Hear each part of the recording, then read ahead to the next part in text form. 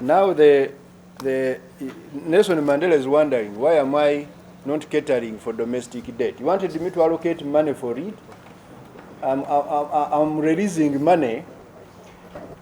Maybe what you're asking is how much money have we mobilized from the domestic market. I think that could be your interest. I will provide that. I have the numbers. We on schedule as the budget was approved by Parliament. We on schedule. That's why I have the money to finance the budget. But I picked out the highlights of those areas which I thought are very critical. But the only thing you have reminded me is really also to tell the markets out there that number one, government of Uganda does not borrow money at all the cost or at any cost. Government of Uganda only borrows money, particularly domestically and even externally, at affordable cost of money. That's why last year, for example, we had programmed to borrow some money to support the budget, to add on the revenue. When the interest rates were high, we cancelled the borrowing. We cancelled it and instead reduced the amount of money we released. And as I always say, you can see Uganda is here. The economy has grown even faster. The skies are up there. We haven't died, but we cancelled $448 million, which we were supposed to borrow, but the cost was so high. We said, no, we shall not die, leave the money. So tell the markets, we are not going to change that policy here. We only borrow money when the cost of money is reasonable. We are not very, very desperate state. Hakim Wampamba, Electoral Commission, was communicating funding shortfalls for next elections. I want to assure you that Uganda will have very well-funded elections next year. That is the answer I can give you. There will be elections funded, but optimally, we are not going to carry out elections at any cost. The cost of these elections will be managed, but we shall fund the entities adequately, as we have always done. Orange, the ages report is showing 1.4 trillion unutilized warrants. First, I don't have the figures of the AG, but even if that were true, I don't see any problem there. On my technical efficiency, I would have seen problems if there was more money spent by these people. But if they are returning expenditure limits, because they have failed to spend on them, I know there is a problem, but it is a much better problem than the other problem. If they were wasting the money and they don't provide the service. I know the cost is that they did not provide that service to Ugandans worth that amount. But from the Treasury, and I know I'm in charge of Treasury and balancing the balance sheet of Uganda, if they are like that, I will get those accounting officers, but at the same time, I do not see a very big challenge there. You know, in economics, some things are very interesting. What you are looking at as a problem sometimes could be a silver lining in some instances. You need sometimes to be very careful. What I don't want in Uganda, I want to tell you one thing, is spending money we don't have. I don't like that. I don't want us as a country to go and spend money this country does not have. I've told you there are some things we budget for, but if we don't have the cash and we don't give the cash to the entities, they don't do those things, okay, it is a big problem. But as I always tell you, the country continues to move on. We don't die.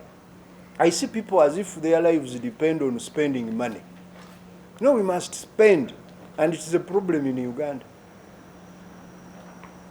Not at government level, even at personal level. You see someone as if he's on a mission to spend the last shilling he has.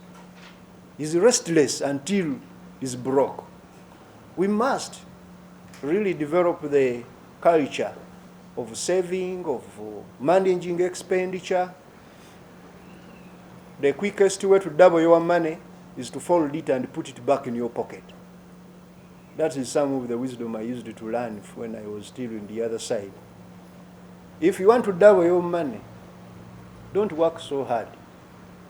Just reach where you're going to spend, change your mind. Fold your money, put it back in the pocket. You have doubled it. Because you are going to lose it, now you have your 10,000 shillings back to your pocket. Some people think it is working so hard to make a lot of money if your expenditure is not controlled. And that is the discipline I would want us to have. So, and that feeds well in your concern of the rising fiscal deficit, as well as the implication it has on the debt. Some of these were because of, number one, we were in a few years gone by, we had a problem of gaps in revenue collection. That is number one. Revenue collection. Collecting about 13%, now 14% of GDP is a problem. It's not that government is really so fiscally indisciplined, but the revenue itself is underperforming. GDP is the wealth of which has been created. But now, out of that wealth created, government has taxed, received back about 13-14%. The average to have an optimal budget under PEM, the Public Expenditure Management Frameworks, is about 25%. You need to have about a quarter of your GDP in revenue. Those countries which we talk about, look, and this one, you can check the tax GDP ratios. So our first major indiscipline in Uganda is collecting low revenues, mainly because of revenue administration gaps, but also the tax policy gaps. And we are fixing this to collect more revenue. But number two also, the allocative efficiency. Because that means there are certain things which you could trade off, but you are finding it difficult to trade them off. I should tell you, they were quarreling over which I think county should get which money. They spent about 2 months quarreling in the council. Now, by the time they come, the quota has ended. And if they do that towards the end of the financial year, they will say the money came late. This business of money going late, utilize the civil society so that we can stamp out that thing of money going late. There is no money which goes late. Lastly, the economics of election cycles. That's what I prefer to call them. Be assured that we are very well cushioned, we are pragmatic in approach. Public expenditure management requires that we ensure 3 key things. The first one is allocative efficiency. During these periods of elections and so on, we allocate, as you can see the budget, and you have seen the framework paper of the next financial year, the voting year. The priorities are clear. And these priorities have been defined by the topmost policy makers of the country, Julius. Don't worry about the political speculations. Those who are in charge of the economy, we have clearly indicated the money is going for first ATMs, second enablers of the ATMs, and then services to Ugandans, particularly those areas which improve people's lives. And those are the areas where the resources are going. So we don't expect any distortions. But also, we are ensuring technical efficiency, delivering things at the lowest cost possible, the minimal cost. That's why instead of tarmacking every road, you know, this tendency of politicians promising people to tarmac every road, we can maintain the Maram road in a good condition. Okay, there will be some dust, but you see dust, we are from the tropics. Dust shouldn't kill us. As long as the road is smooth, we can carry the food and other products to the market. So we do some maintenance at the minimal cost. And that money, we have already provided it in the budget. It is there. 1 billion per district, plus the money which is under road fund, now managed by the Ministry of Works, so that we can maintain these roads in a good state, minimal cost. When it comes to education, HE has guided, for example, encourage more public schools which are day schools near the communities, as opposed to boarding schools. You will be, you know, the cost will be minimal. But now everybody, you find some people taking 6-year-olds to boarding school.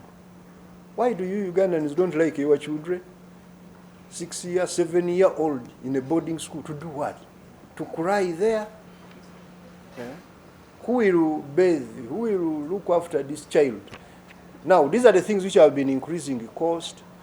Then curative health care. Ugandans, this tendency of saying, no, put more medicine, put more hospital here, we need to put more money in the preventive health, so that Ugandans don't fall sick. When we provide more clean water and sanitation, we encourage Ugandans to wash their hands.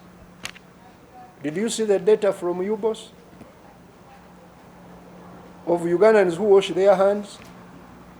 You can check the data, you will see. Very few Ugandans wash hands. Others just look at the palm. They don't see germs they eat. Or they are not dirty. The germs are there. You can't see them with your eyes. You must wash with the soap. Now, those things, the way we eat, someone said, we look what we eat. You just look at someone. Once you see someone looking in a certain way, that's what you eat. So those what we eat, where we sleep, how we, you know, these are the preventive things, and exercise and so on. Those are the things which we are going to be emphasizing, putting more resources there than pouring more money in hospitals, you know, the way everybody is saying, build more ICUs. You know what ICU is? Once you enter that ICU, that means you are very near heaven. Very, very near. That's why it is cooler, calmer. You are near heaven. So we shouldn't invest in ICUs. Instead, we should be investing more in people not going to ICU.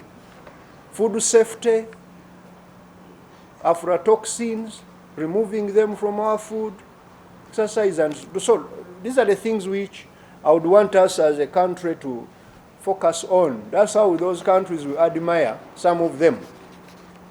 Like those East Asians we talk about, when you go to Singapore, every morning, every Singaporean who is able-bodied is out on the road running from 5 a.m. to about 7. In Uganda, from the bed to the lift to the office. you're going to die. Must be exercised. And those are the things we must invest in. So, we are aware of these challenges, and we are working them through allocative efficiency, technical efficiency, but also managing the political economy of our budget to ensure that we remove budget games. Budget games. Entities like this tendency of going to allocate the budget from Parliament. That one we have addressed it, and I hope all accounting officers whom we already guided will not make that mistake again. Parliament is allocated by the executive and appropriated or authorized by Parliament. If there are some areas where you have very good priorities, key priorities, but they don't have resources, take them to the executive leadership to find a solution. Once that solution is not there in terms of money, you can postpone it. You shall not die. The sky will not fall simply because some small unit in a sub-count has not been built.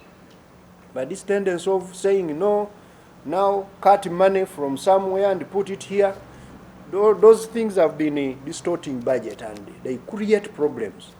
That's why sometimes we have so many units which are unfinished out there because they were not planned and they don't have resources. Thank you very much. I thought I should make clear a number of those areas.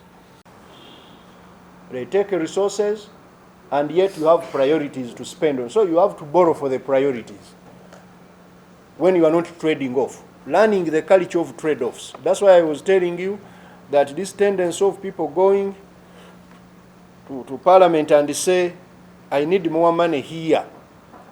But at the same time, they don't want to tell Parliament that also you need to reduce my money here. Is a problem. People thinking that now you are given a priority, you must get more money all the time. That's not how we run a home.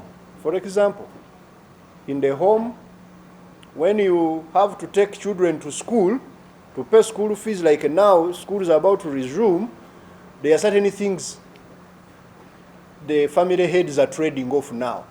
They are eating less meat, they are not drinking beer, they are not going to functions. Some have packed the cars to first get fees to pay.